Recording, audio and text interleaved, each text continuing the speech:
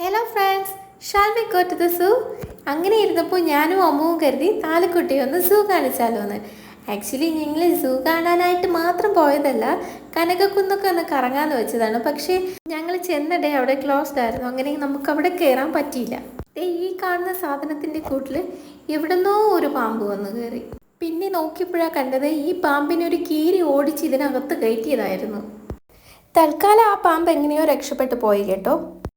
ദേ നോക്കിയേ, ഇവിടെ രണ്ടുപേർ ഭയങ്കര അടി. താലക്കുട്ടി ഫസ്റ്റ് ടൈമാണ് ഇവരെയൊക്കെ ഇത്ര അടുത്ത് കാണുന്നത്. അതിൻ്റെ ഒരു എക്സൈറ്റ്മെൻറ്റും പേടിയും താലക്കുട്ടിക്ക് ഉണ്ടായിരുന്നേ.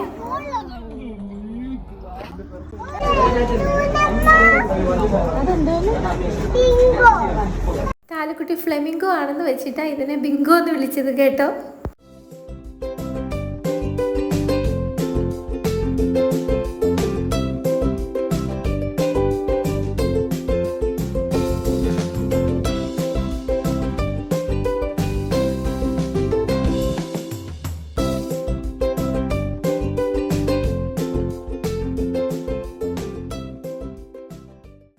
ഞങ്ങൾ ലഞ്ചൊക്കെ കഴിഞ്ഞിട്ടാണ് അകത്തേക്ക് കയറിയത്. ഈ ടൈം ആയതുകൊണ്ടാണോ എന്നറിയത്തില്ല, ഇവിടെ ലിയോപാഡും ലയനും ടൈഗറും ഒക്കെ നല്ല ഉറക്കമാണ്. ഇവരാരെയും ഞങ്ങൾ പോകുന്നത് വരെ ഉണർന്ന് കണ്ടതേ ഇല്ല. ഇവരുടെ എല്ലാം ഉറക്കം കണ്ടിട്ട് താല് പറഞ്ഞത് ചത്തുപോയെന്നാണ്. താലിക്കുട്ടിക്ക് ആനിമൽസിനെ എല്ലാം ഒന്ന് നേരിട്ട് കാണിച്ചു കൊടുക്കണമെന്ന് ഞാൻ കുറേ നാളായി വിചാരിക്കുന്നതായിരുന്നു. പക്ഷെ മോൾക്ക് ചിലരെയൊക്കെ അടുത്ത് കാണുമ്പോൾ നല്ല പേടിയുണ്ടായിരുന്നേ. നെക്സ്റ്റ് ഞങ്ങളൊന്ന് ആർട്ട് ഗാലറിയിലും കയറിയിട്ടുണ്ടായിരുന്നേ. അവിടെ വീഡിയോയ്ക്ക് റെസ്ട്രിക്ഷൻസ് ഉണ്ടായിരുന്നു. ഞങ്ങൾ കുറച്ച് ഫോട്ടോസ് എടുത്തിട്ടുണ്ട്, അതിവിടെ ആഡ് ചെയ്തിട്ടുണ്ട്.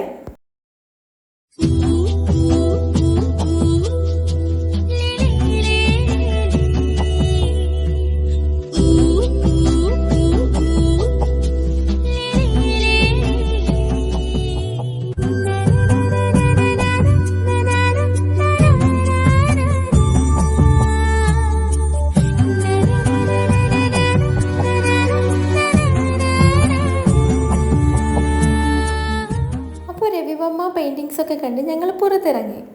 ദെൻ ഞങ്ങൾ അവിടെ നിന്ന് ഐസ്ക്രീം ഒക്കെ കഴിച്ച് മ്യൂസിയത്തിലേക്ക് പോകുന്നുണ്ട്. മുൻപ് ഒത്തിരി ടൈം വന്നിട്ടുണ്ടെങ്കിലും ഞങ്ങൾ മൂന്നാളും കൂടിയിട്ടുള്ള ഡേ ഔട്ട് ഇതാദ്യമായിട്ടായിരുന്നേ. സോ ഞാനും അമ്മവും കൂടിയാണ് വീഡിയോസൊക്കെ എടുത്തിട്ടുള്ളത്. പണ്ടത്തെ പാട്ടിൻ്റെ വരികൾ ചുണ്ടത്ത് തേൻ തുള്ളിയായി, പണ്ടത്തെ പാട്ടിൻ്റെ വരികൾ ചുണ്ടത്ത് തേൻ തുള്ളിയായി, കൽക്കണ്ട കുന്നിന്റെ മുകളിൽ കാക്കാച്ചി മെയ്യുന്ന തണലിൽ, കൽക്കണ്ട് കുന്നിന്റെ മുകളിൽ കാക്കാച്ചി മെയ്യുന്ന തണൽ. അപ്പോൾ ഇത്രയേ ഉള്ളൂ ഞങ്ങളുടെ day out. Tata, bye bye.